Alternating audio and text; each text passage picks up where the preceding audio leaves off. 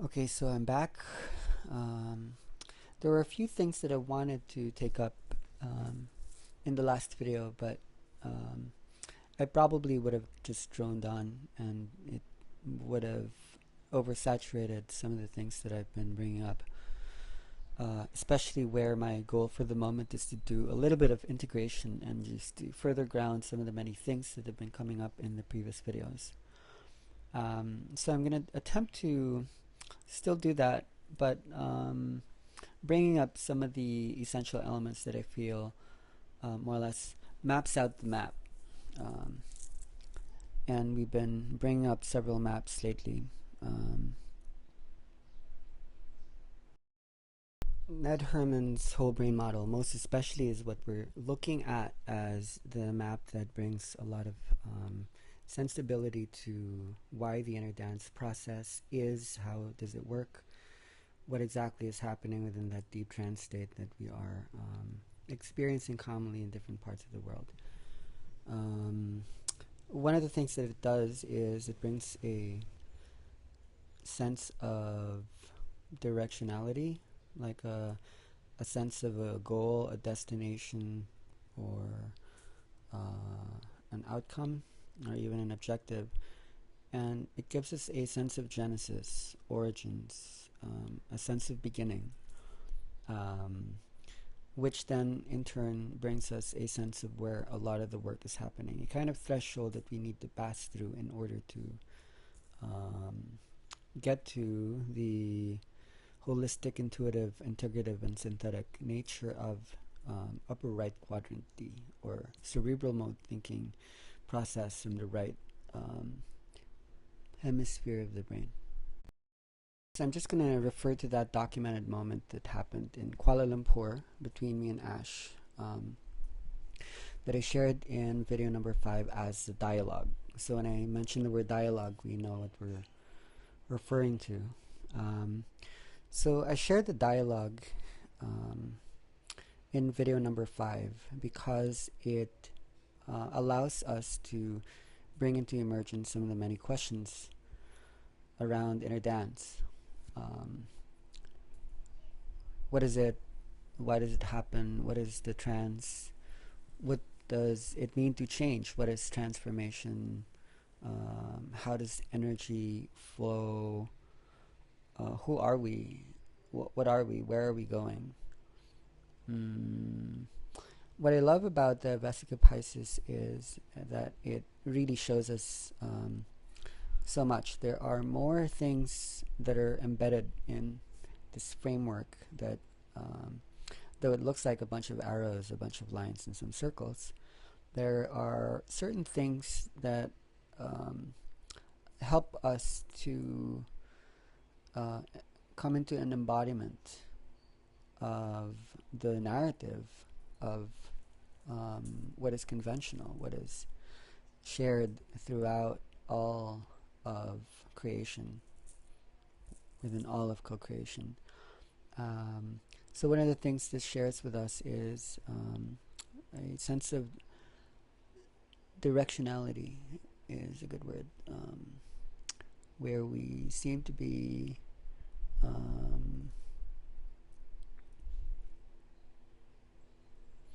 headed somewhere. And so this is only partially true. Um, whereas, in a sense, we are shifting from the binary or the dualistic, the logical, the rational, towards the sense of the unitive, the sense of uh, the universality, the singularity, the oneness that some people call the universe, some people call God. Maybe one synonym that is the most conventional that we all share because we all had to pass through that portal is the word baby as a synonym for what is universal and what is part of all of it, all of us. Maybe if we were to bring up the Vesica Pisces in this way, the dialogue as it was shared, basically positions for us the awareness of who we are as the shared space, the space in between, um, which we might sense as the part that is not the self and not the other. And so what we sense from that experience is that the self is the other and the other is the self, that there is no separation, that nothing is separate.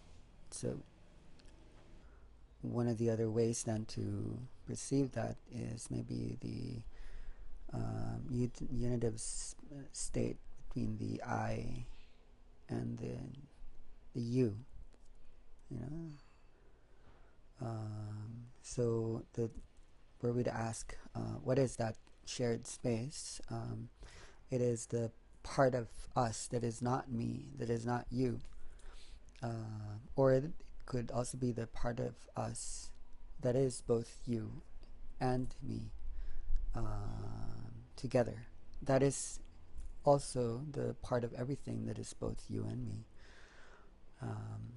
And so we saw that happening in the dialogue. And one of the things then that the Vesica Pisces shows us, I would have to invert this and do something interesting with it.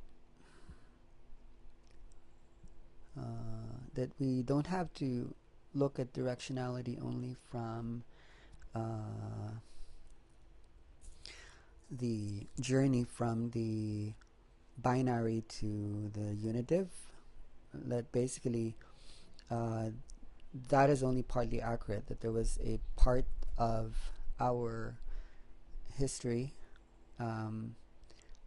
all individuals share this, that we all came from the unitive, that the unitive was the genesis, and the binary, which is where we are now. So this is referential to the present moment, where anyone who is in between the points of life and death are always at, like, so this is maybe more representational of the life world as the energy wave that just keeps going on and on. So going back to this image, there were two basic questions that I asked Ash that brought her into the space in between, that space where ego and consciousness coexisted, and the space where she said there was no time. Her mind and her body was just a shell. That there was a deeper part of us that is the blueprint that speaks through us and is actually that which is listening in all conversations that take place in and around us. The two questions that I asked that brought her there were, number one,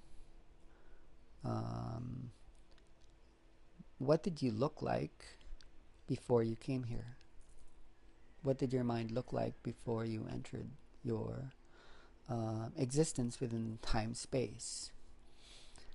And the other question was, you're dead. If time coexists in a way you're actually already dead, what does your mind look like after you're done here with your body?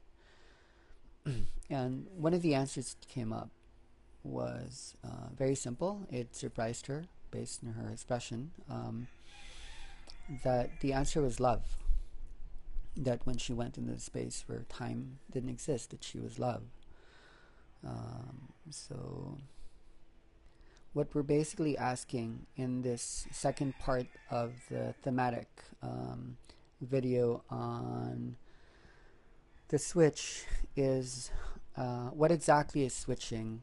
How is it switching? So this is maybe a representation of where she went. Maybe there wasn't so much an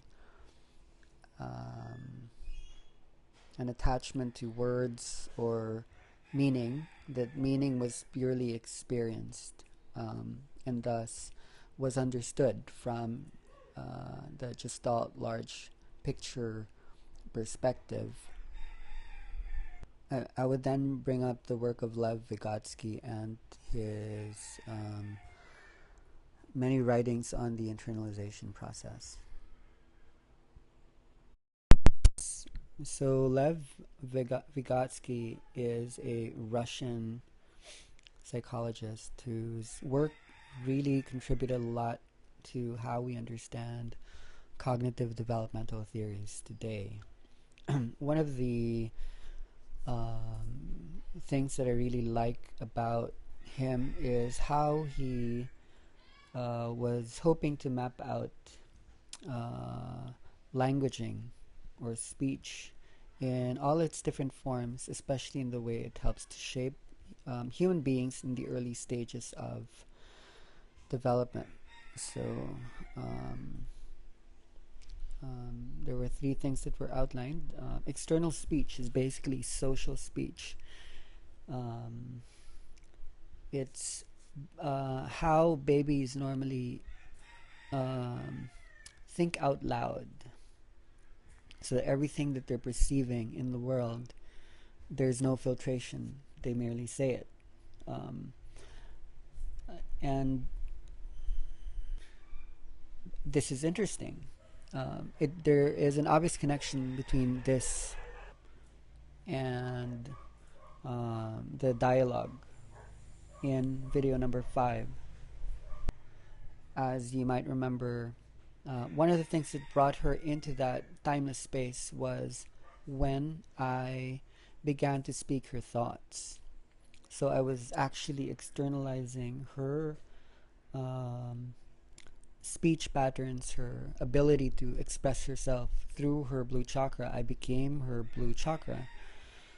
And so in the sharing, her question is pretty much when I projected, or when I mirrored, or when I channeled her voice, there was something that converged and collapsed within her. There was something that surrendered into full trust.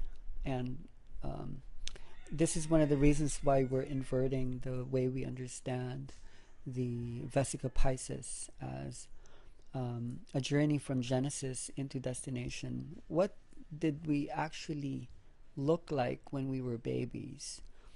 How was consciousness structured? And so this is actually what Ash was modeling, that when she went back into a state where mind projected its awareness, its ability to sense the world through abstraction or through conceptualization or through topographical mapping, or how we network information in the mind and body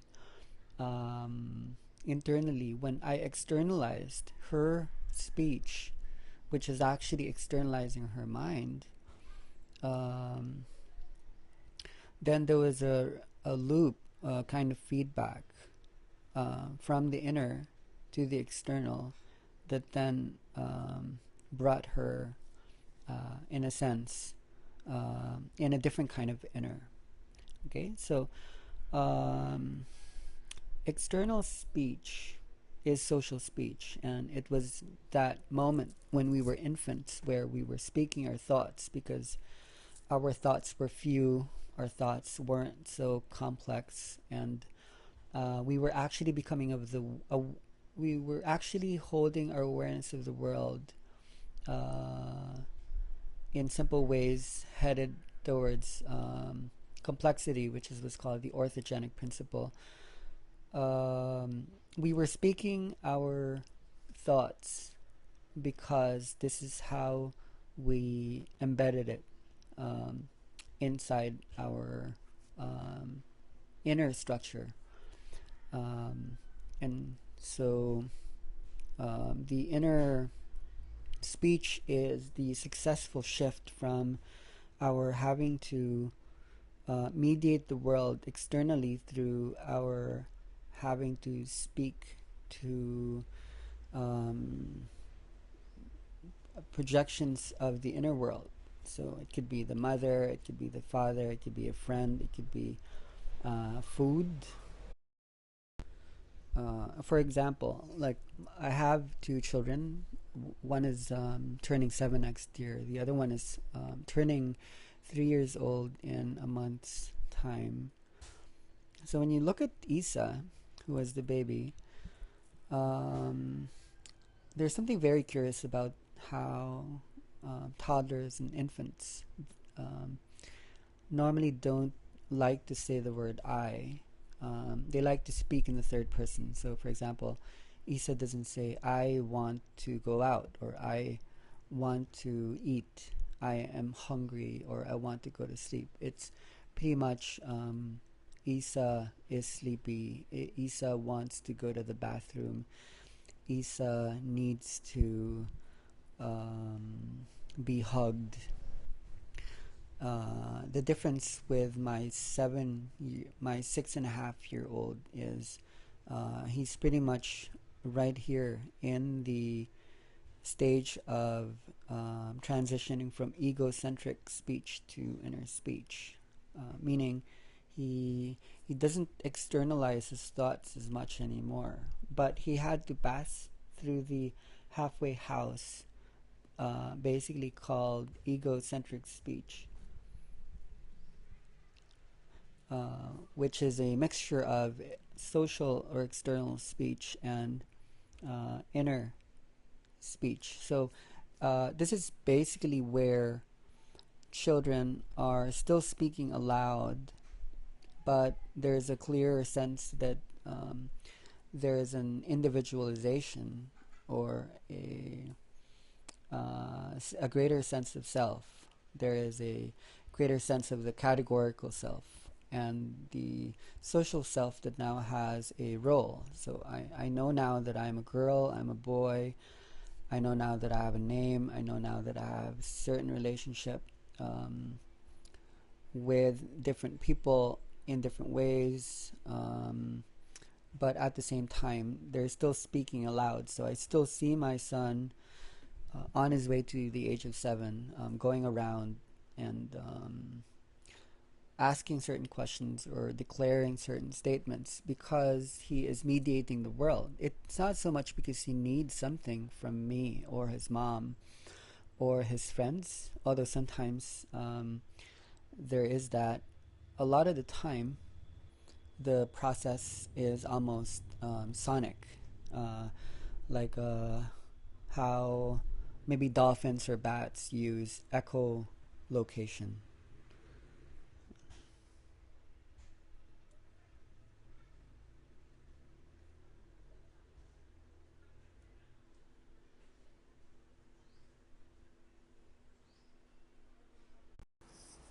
I've been reading about some human beings who can do it, who can do this. Just like bats or dolphins, they're blind and they've developed their brains so that what they do is they make clicking noises with the roof of their mouth, just like dolphins kind of do. And very interestingly, when the sound bounces back to them, they're able to perceive the world. So that's interesting because it's an auditory output and it's a visual input. Instead of using the auditory cortex, there seems to be a lot more activity showing up in the visual cortex, which maybe helps us to map out what language actually is and what speech actually does. Um, and this is why Ash's sharing, the dialogue, is so significant. Um, if here we see how we began to mediate the world from an internalized point of view, worldview, or perspective.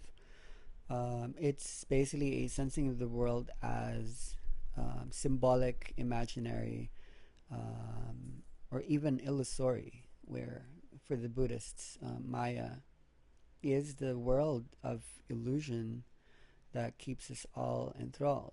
It's a magical play or a magical theater. Um, we uh, we mediate the world internally, which is another way in which ego um, takes hold. Um, we're going to look at certain things around the semantic network, especially in relation to the uh, the science and low latent inhibition, in order to bring some of these home. This might be interesting for those who are holding some questions on the circadian wave and why we use the kind of music that we use. Why do we touch the people the way we touch them? Um, but for now, this video basically talks about the significance of the shift, not so much like how it happens or why it happens, but what is happening when we switch into these expanded states. Um, so, as a way of closing or synthesizing this video for now, we are currently exploring the nature of language, and the difference in the way the baby or the infant, the toddler, might be experiencing language as opposed to the adult. And we looked at the work of Lev Vygotsky and what he is saying about how we internalize um, the world. So when we internalize, we actually externalize the world. We kind of hide the way in which we establish meaning in the world, and we become private, individualized, egoic human beings, whereas the babies express their thoughts externally, authentically, without filtration, without latent inhibition, and maybe as a way of protecting themselves, maybe as a way of um, coping with the world, but even in a positive sense. According to Vygotsky, language vastly widens the child's horizons, and it is through language that people are able to relive the past, and anticipate the future, and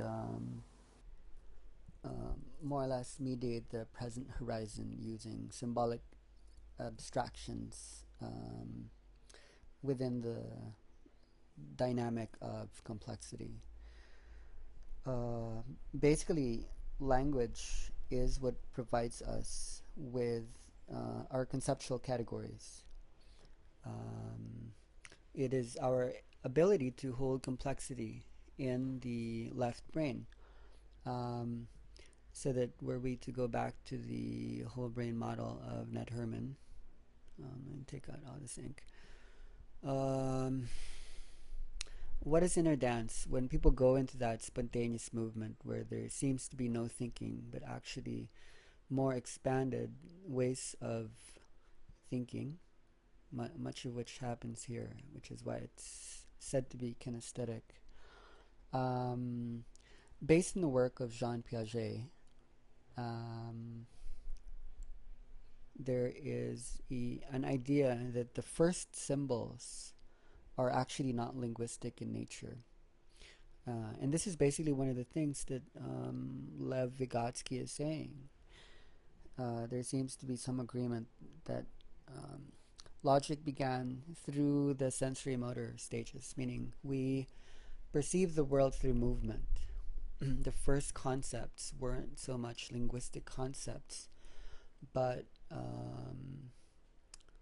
based on dance, based on movement, based on the sense of play that was experienced through the looseness of the physical. Um, Infants basically develop logically coherent action systems during the sensory motor period before they talk, and later logic is more organized actions of a more internal kind.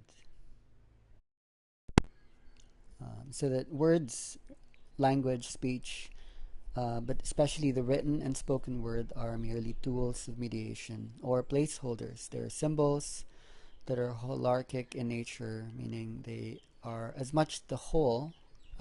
Internally speaking, we hold that as a vast and complete network, which is intensely complex, but at the same time intensely universal in nature. Um, Speech enables us to reflect upon the past and plan for the future, according to Luria, one of the students of Vygotsky. Um, so in the next video, I want to share another experiential inner dance example, this time with a man from the United Kingdom who's been helping me tremendously with understanding some of the deeper underpinnings of inner dance. The experience was recorded in Bali around the same time as the experience with Ash happened, so it seems to be part of the same lineage. I'm going to stop there, and I really hope that I'm coming into this organically slow enough that there's a sense of coherence radiating from a sense of center for you, that don't stick to the facts so much. What I'm saying exists more in the connections between the dots rather than the dots. So it is good to learn what the dots are positively, but a way to understand the information through negation is to understand the relationship between the parts. And so sometimes certain key words within key notions, you don't need to learn all of this completely. These are my own explorations, and it might be different from any other inner dance facilitator out there. So what I'm merely channeling is what was observed through my relationship with the people that I have observed and witnessed through inner dance in my own life, as well as what I observe in how others facilitate this energy. So looking forward to the energy school that is going to take place next week here in Puerto Princesa, which is going to be attended by some powerful minds and hearts. So I feel that maybe some of the sharing that I will be documenting is going to come up in these video series. Thank you for co-journeying with me. I really appreciate feeling you, being with you. Yeah, just letting that pass by. So until the next, have a great one, and hope you are enjoying these as much as I am. Goodbye.